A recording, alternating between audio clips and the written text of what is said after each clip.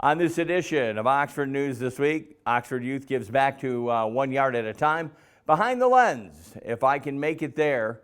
And in our last story, a plot twist in the Big Apple. That and more on this edition of Oxford News This Week.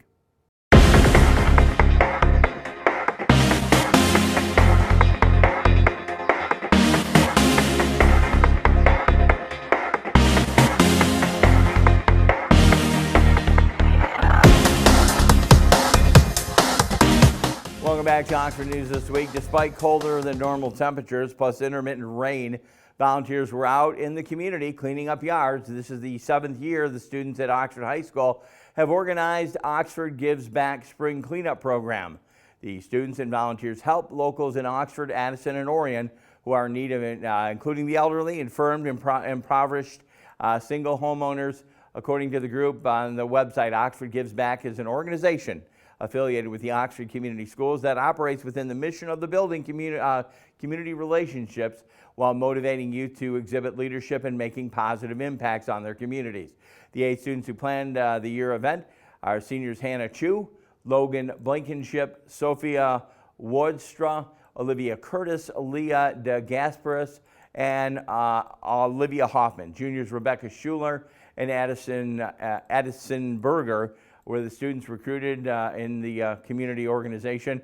I want to say congratulations to their efforts. This year's sponsors for the event: Oxford Bank, Berkshire Hathaway, Key Realty, White Lawn Service, of course, Legendary Improvements Stuff, SAC, and Caro's Pizza. Again, students this year cleaned up 44 homes, all their yards. That's why it looks good downtown.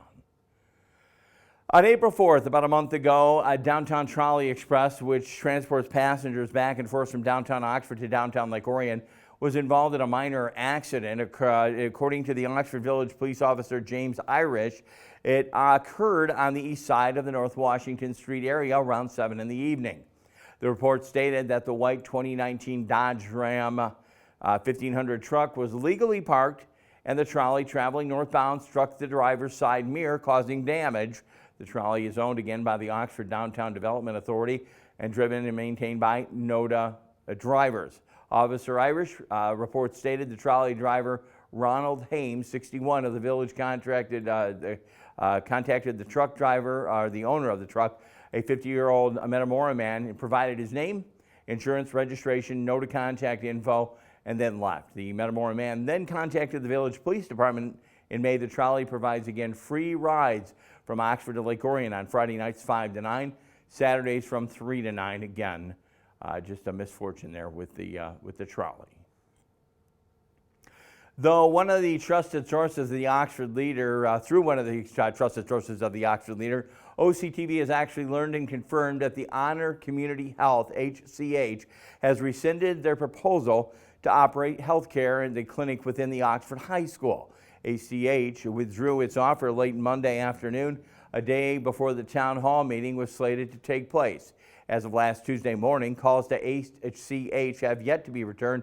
Again, the town meeting has been canceled, and regarding this, at least 2 Oxford School Board meetings on April 11th and April 25th, both told Todd Barless, Executive Director of the School Services and Wellness and Honor, Jeff Cook, made presentations. At both meetings, members of the audience expressed their concerns of Oxford's community schools housing a governmental-funded healthcare clinic. The district and HCH have been planning this clinic since October of 2021. Original plans for the clinic open in the community were scrapped last fall following concerns of student safety, as the clinic would have open access to the outside. Oxford residents hoping to take a bite out of the mosquito population will be pleased to learn that packages of slow-release larvicide will once again be made available free of charge at the township office treasurer's counter. Residents can stop by and pick them up. The donut-shaped briquettes, or dunks as they are referred, come in 2 packs. There will be a limit of 3 2-packs, a total of 6 briquettes per Oxford household. Residents can pick them up at the township. That's 300 Dunlop Road, just north of Seymour Lake Road, between 8 a.m. and 5 p.m. Monday through Friday. Walk-ins are walk-ins only. The township will not take orders over the phone and set the dunks aside for people Larvicides are designed to kill mosquitoes while they have larvae in the larvae stage of their life cycle, which occurs in standing water. Each briquette kills mosquitoes larvae for up to 30 days. Information about the mosquito briquettes, please contact Joseph Ferrari. That's our treasurer, Joe Ferrari, at 248-628-9787. He's at extension 105. You can email him. Again, you have to pick them up at the office, Joe Ferrari at oxfordtownship.org. At last month's Addison Township Board meeting, directors of the meeting and the fire department was awarded a $306,000 from the United States Department of Homeland Security. Addison Township Fire Chief Jerry Morowski gave an overview of the awarded money to the board. So about a year and a half ago, we applied for an AFG grant from Homeland Security, and we were actually just told about 2 weeks ago that we did actually indeed get that grant in the amount of $306,000. That is for a full-time person for 4 years to recruit and retain people at our department. Right now, we currently have a part-time guy doing that because we found the benefit in that, and they're actually bringing in a few paid on call and organizing them. There's lots of issues that come up, and that gentleman is actually handling a lot of that. So this grant now will actually pay for that position and allow us to have that recruiting and retention office there full-time, and then also to be able to go on calls, but those two cannot mesh, right? Per the grant rules, they have to be separate, so to speak, from calls, so that time will be managed at the station if the board so accepts the grant. Chief Morowski also informed the board that the grant is on a 4-year commitment. So the commitment level for the township, this is only a 4-year program. It does not have to extend from there. And right now, the way our budget is and the way we're looking, I can't see totally 4 years in the future, but I would not keep that position unless we find that it's really important and keep it past the 4 years. So the applicant would be told that up front that is only a 4-year program. Well, the one thing I'd like to add is the way the township's growing, I suspect that in 4 years you may need that person. So that might not be a temporary position. A motion to accept and submit the grant was unanimously approved. Also at last month's meeting, Township Supervisor Bruce Pearson recognized Addison Township's clerk Pauline Bennett, who was elected in the 2023 Michigan Township Association President of the Association recent conference and expo. All the townships, how many are there now? 1,200 townships in Michigan. And Pauline has been involved in that, and she has moved up through the ranks, which is really, really good for Oakland County and for Addison Township, because she spearheads all of the different things that may affect any township or taxpayer in our township. So we always have someone up in Lansing who monitors all the bills that are coming out, and so it's a great thing, and she's done a great job, and I know she's going to do a really good job in the future. So anyways, our hometown girl, okay? Once again, congratulations to Pauline, who has served as the clerk since 1996 and was first elected to the MTA board back in 2009. Again, the next scheduled Addison board meeting will be on Monday, May 15th. That'll be 6 p.m. at Addison Township. As an addendum to the information shared through our coverage of the Addison Township meeting, Addison Township Fire Chief again, Jerry Morowski, was all smiles last week when he announced the department had received a 30th grant in about 10 years. The department was awarded again $306,000 from the United States Homeland Security Department.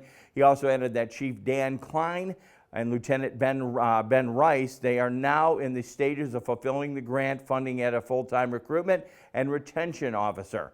They have been hired for those spots. The Addison Fire Department has 10 full-time officers, 14 paid on-call officers. The new full-time officer, as part of the retention duties, will work to make sure officers have what they need to perform their own duties, whether they need new gear or even training. Grants have come from all over, he said, citing examples at DTE Energy, Michigan Department of Natural Resources, and the Ford County Community Foundation as places they have received grants from When the department is awarded a grant, he makes an enlarged plastic copy of the check and adds it to the Wall of Fame, which sits at the fire station. The largest grant, 30th grant to the department, was received since 2010. All those checks are there if you want to take a look at the Wall of Fame. Less than 2 weeks away, we can hardly wait here out at our studios. The new Davis Family Farmers Market on Seymour Lake Park will kick off the inaugural season with a ribbon cutting ceremony at 9 a.m. in the morning, Saturday, May 13th. The 4,000 square foot market will open every Saturday morning from 9 a.m. to 2 p.m. through the end of October. Come and join the fun, enjoy the wonderful new community asset. Again, it's going to be a great place to pick up some of the stuff for your family table. Looking forward to that. If a crosswalk or intersection is not available to locate a well-lit area where you have the best view of traffic, wait for a gap that allows enough to cross safely. That's coming from the state of Michigan. Some of the guidelines that they have set across for crossing at a crosswalk. Again, most of us sometimes have our heads down in our phone. If you'd like more information how you can walk safe, hashtag walk safe, log on to the state website. Again, we thought we'd pass that along to you. Maybe not have the phone out when making your walk through downtown Oxford during the spring or summer. It's called walkbikeDriveSafe.org. Again, it's a new campaign encouraging those to walk with an attention in front of them while they're out and about. And in our Behind the Lens segment, band instructor Marissa Weller, director of the Oxford Orchestra, had a chance to direct the Oxford Orchestra at the St. Paul Apostle Church in New York City. We will title this one, "If I Can Make It There, I'll Make It Anywhere." Pretty good stuff there from their trip to New York just a few weeks back to be able to conduct the orchestra on that stage. Again, if you have a picture or a snap, you can send it to us via email or use our Facebook page and we'll snatch it there and maybe you'll see your picture behind the lens. Again, coming up in our last story, the Oxford band trip to the Big Apple had an unforeseen plot twist. You're going to want to hear about that. Dave Kenny, he will have Auto Talk and Science in the News. Again, you are watching Oxford News This Week on Oxford Community Television.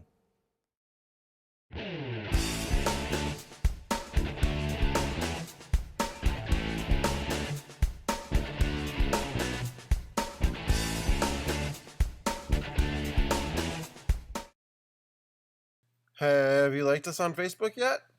If not, what are you waiting for? Just go to your Facebook page, go to the search bar, and type in Oxford Community Television.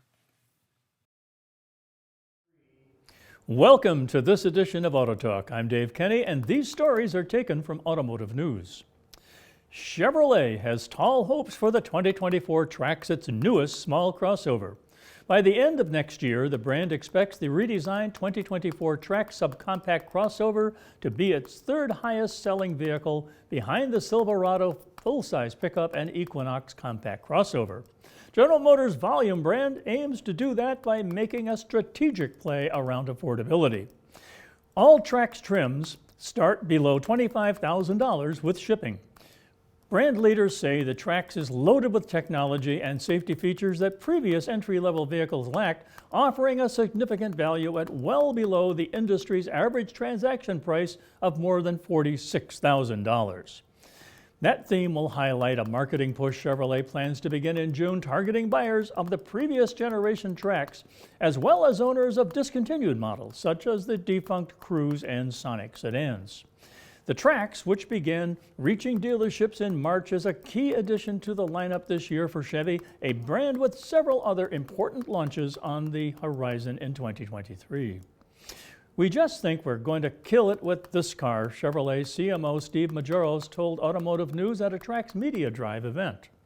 Trax production in South Korea ended last year, with the vehicle skipping the 2023 model year before being revived for 2024.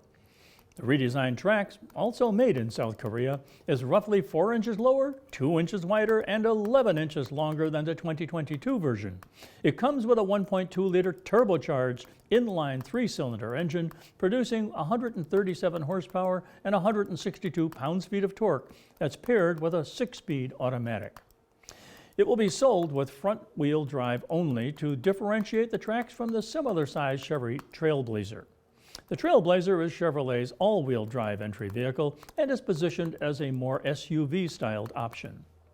Brand leaders say the Trailblazer is aimed at buyers of the Crosstrek HR-V and Jeep Renegade, while the Trax will compete more with the Hyundai Venue and Nissan Kicks. Chevy envisioned this evolution of the Trax when production of the Cruise compact sedan ended in 2019, Majoro said. Pricing ranges from $21,495 for the LS trim and $24,995 for the 2RS and active trims, including shipping. Chevrolet says it's gearing up the Trax for younger adults and empty nesters, and it also wants to balance the vehicle's gender mix, which had skewed more heavily towards women. The Trax will come standard with Chevy Safety Assist, which includes automatic emergency braking, front pedestrian braking, lane keep assist, and lane departure warning and forward collision alert. Previous versions did not have these features, Chevrolet said. In our next story, recalls. Stellantis is recalling about 2,500 of its hot-selling 2022 to 2023 Jeep Wrangler plug-in hybrids and more than 16,000 2019 to 2021 Ram ProMasters in the U.S. for potential battery and transmission issues. The Wranglers may have incorrect fuse fasteners in the high-volume battery, or that is to say high-voltage battery, that could cause the fuse to fail. The resulting loss of power could cause crashes without warning, according to a report from NHTSA. Stellantis North America said that it's not aware of any accidents or injuries related to the issue. Warning signs that a vehicle is affected may include a malfunctioning indicator lamp, changes in drivability, or unusual noise. Stellantis has also recalled about 220 Mopar SVCE kit hybrid battery packs that may have the same issue. The company identified 3 warranty claims and 8 field reports related to these packs. Some ProMasters, equipped with the 62 TE transmissions, may have a software issue that can cause interference with the park-pawl engagement, leading to the vehicle rolling away. Well, that's it for this edition of Auto Talk. I'm Dave Kenny. Stay tuned to Oxford Community Television. There are those who dedicate themselves to a sense of honor, to a life of courage, and a commitment to something greater than themselves. They have always defended this nation and each other. They still do. The few, the proud, the Marines.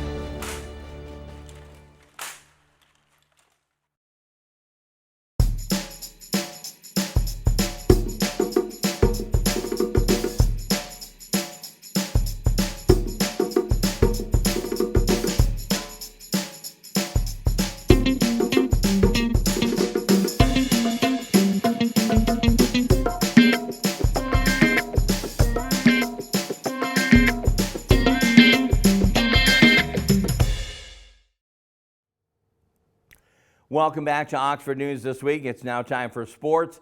And, well, or shall I say the lack thereof sports, weather conditions suspending much of last week's sports in softball and baseball. We will have results in next week for the contest that did take place. Again, a lot of doubleheaders out there.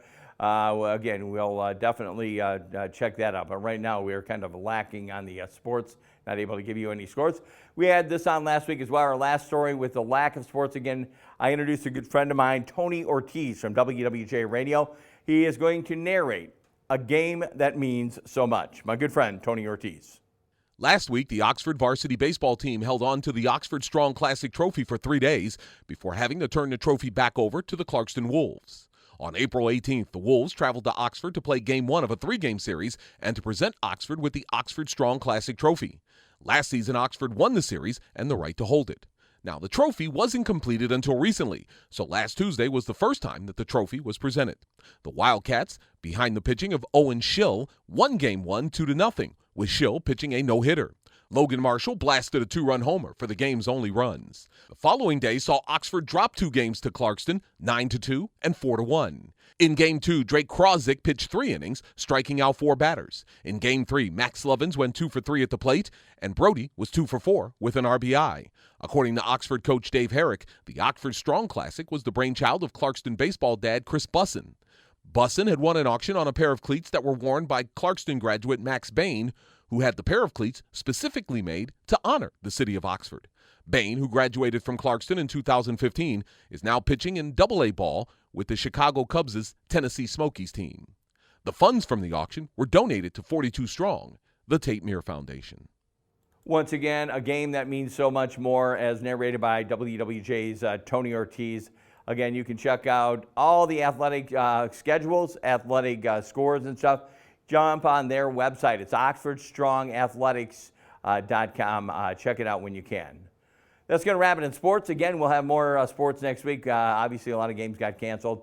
We'll be back in just a bit. Dave Kenny's got one more segment, and I'll pick it up with the last story. It's all ahead right here on Oxford News This Week. Canine Stray Rescue is Oxford's own local dog rescue. Call them at 248-628-0435 or go to their website dogsaver.org and click on the Canine Stray Rescue League link.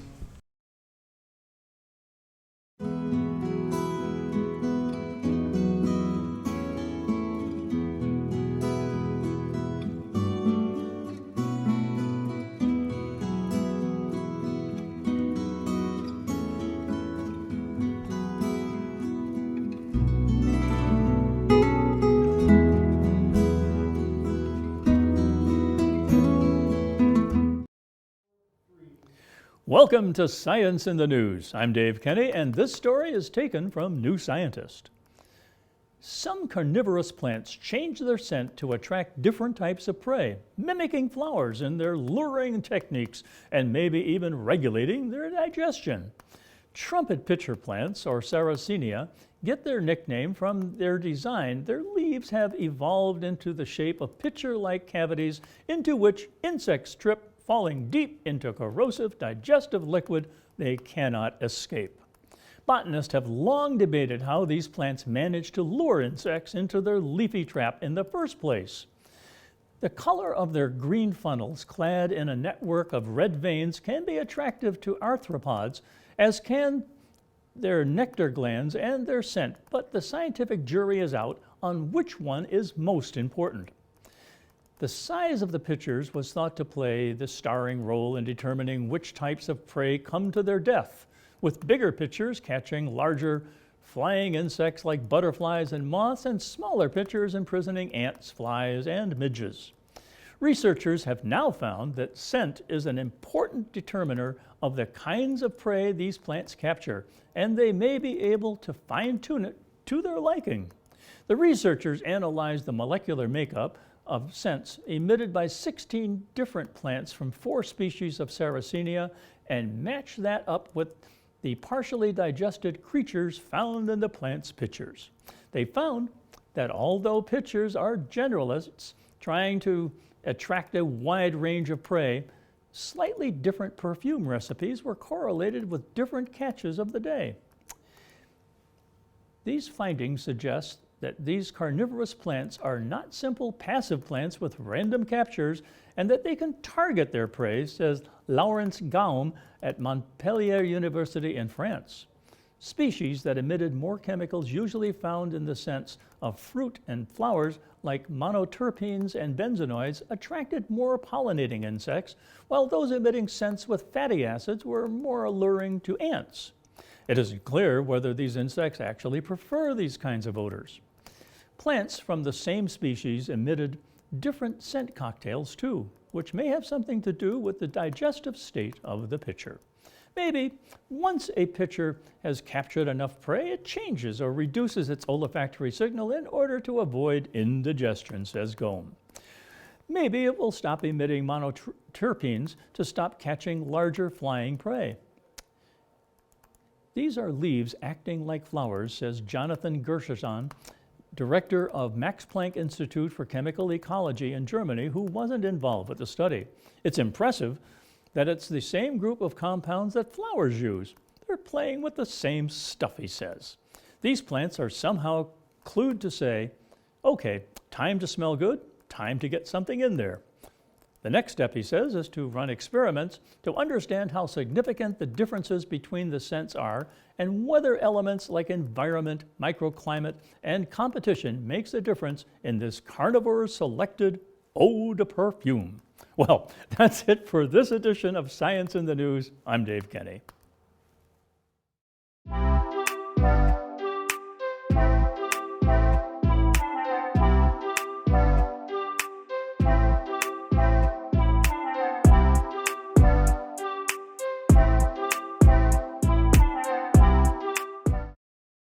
Abigail Adams here, just checking up on our springtime goat work on the Polly Ann Trail. What's that? Trash on our beautiful trail? Oh, that makes me so happy. We've got so many trash cans all over the trail. It's a beautiful day on the trail, but oh no, this could end badly. Wow, that sure was nice. Folks know not to hog the road. Even goats share. Hey, that gets my goat. Where are you going? Even I have to be out here on a leash. You sure are a nice dog, but stay away from those weeds. I'm gonna eat them later. What a beautiful gift, our Polly Ann Trail. I've got to hit the trail. I hope you will too.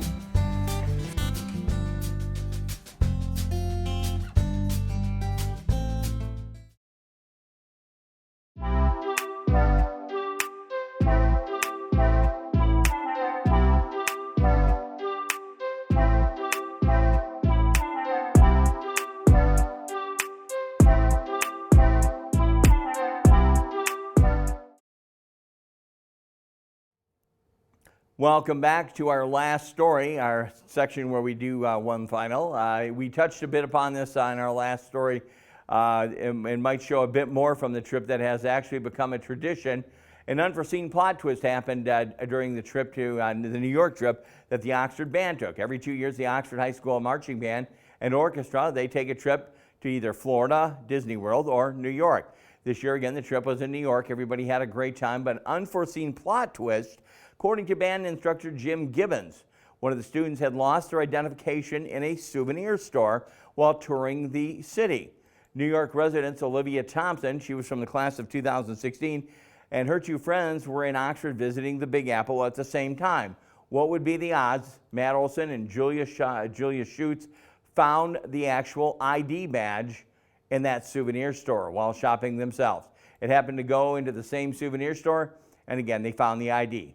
Think of it, these people in New York City, and it happens to be Oxford alum finding an Oxford ID. I say you have to buy a lottery ticket. Gibbons said Thompson knew that Oxford Band was in town, made arrangements to meet with them at Times Square to return the lost identification. According to Gibbons, 150 students, freshmen through seniors, and 50 parents and chaperones drove to New York earlier in the month for a trip. The trip again started on a Wednesday, and they were all back home by Sunday. A great time had by all. They were able to visit some of the sightseeing in some of the areas. Of course, they visited the 911 Memorial. They also saw musicals, Hamilton and Aladdin, and then went on top of the Rockefeller Center. And again, the Oxford High School Band having a great time in New York. Hard to believe that somebody found an ID from Oxford from an Oxford student. That's phenomenal. At least that's what I think.